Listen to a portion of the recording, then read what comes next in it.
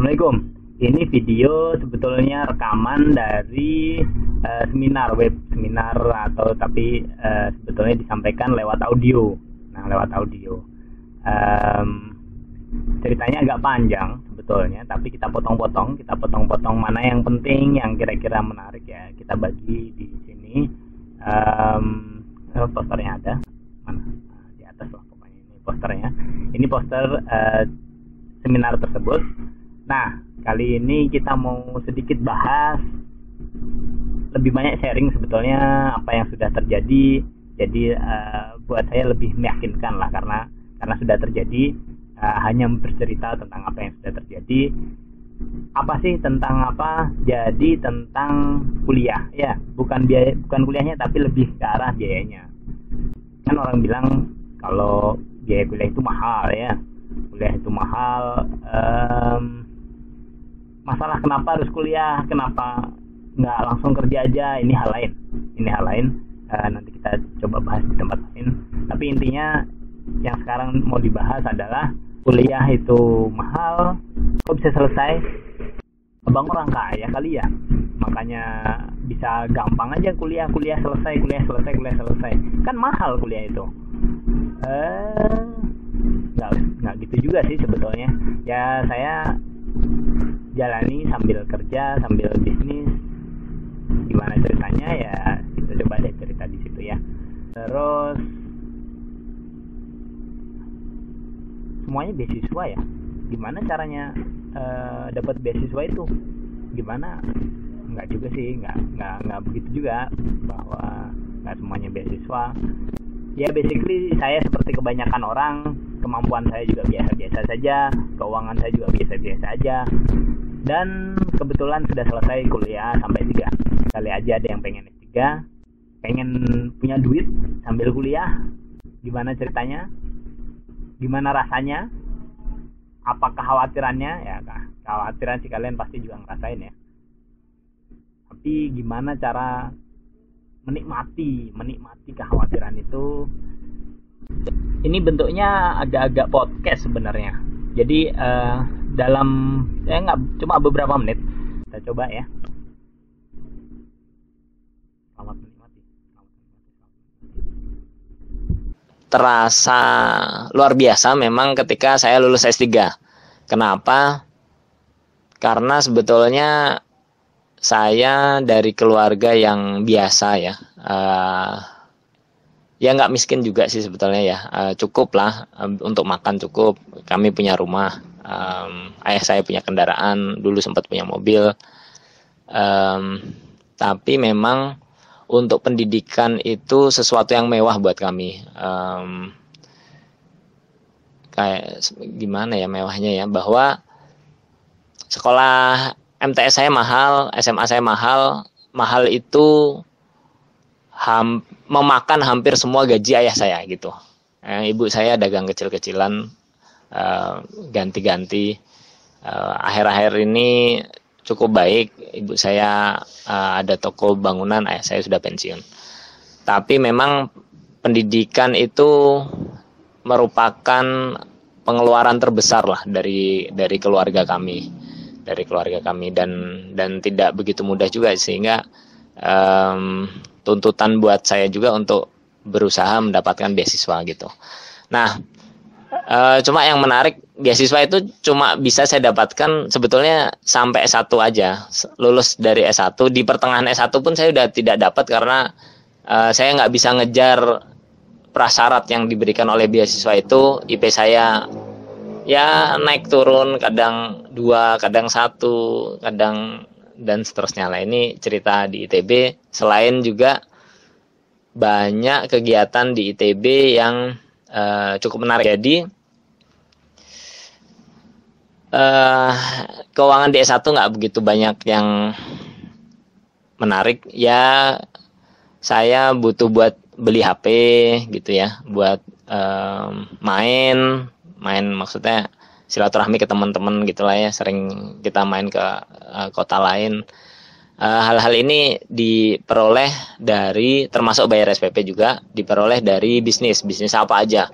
Kalau Bapak Ibu ada yang di Bandung atau mungkin di kota lain juga sama, karena saya dulu ngerasainnya di Bandung ya, yang umum ngajar les privat ya kan, ngajar les privat, terus translating, menerjemahkan, punya kampus-kampus lain itu kan kadang mereka punya tugas ya, kita bantu untuk nerjemahin bahasa Inggris bahasa Indonesia, buat kaos ya kan, di Bandung banyak buat kaos, sampai jual kaos branded, bikin bimbel sendiri, agak banyak waktu bikin laundry, bikin kantin, nggak semuanya lancar.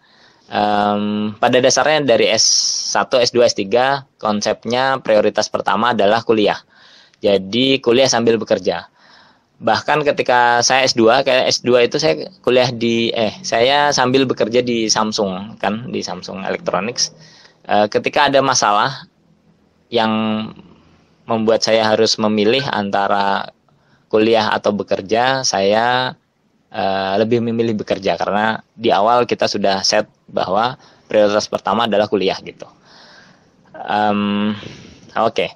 Nah, yang cukup menarik adalah bahwa uang itu bukan menjadi parameter awal. Biasanya kita jalan-jalan aja, mau beli sesuatu juga sama, kita jalan dulu, kita sepakati dulu bahwa ini mau kuliah, uangnya dari mana nggak tahu. Ketika lulus S2, ketika masuk S2, saya pinjam uang istri saya untuk melakukan pendaftaran. Ternyata lolos. Saya datang ke kampus itu untuk minta maaf bahwa, atau minta izin bahwa saya mundur aja kuliahnya. Kenapa? Karena saya belum punya uang untuk bayar SPP. Nah, sampai kampus itu, ternyata kampus itu yang minta maaf gitu ke saya, bahwa mereka bilang minta maaf, ini jumlah mahasiswanya kurang, jadi akan diundur. Oh, saya senang sekali. Nah, cerita itu berjalan langsung ya.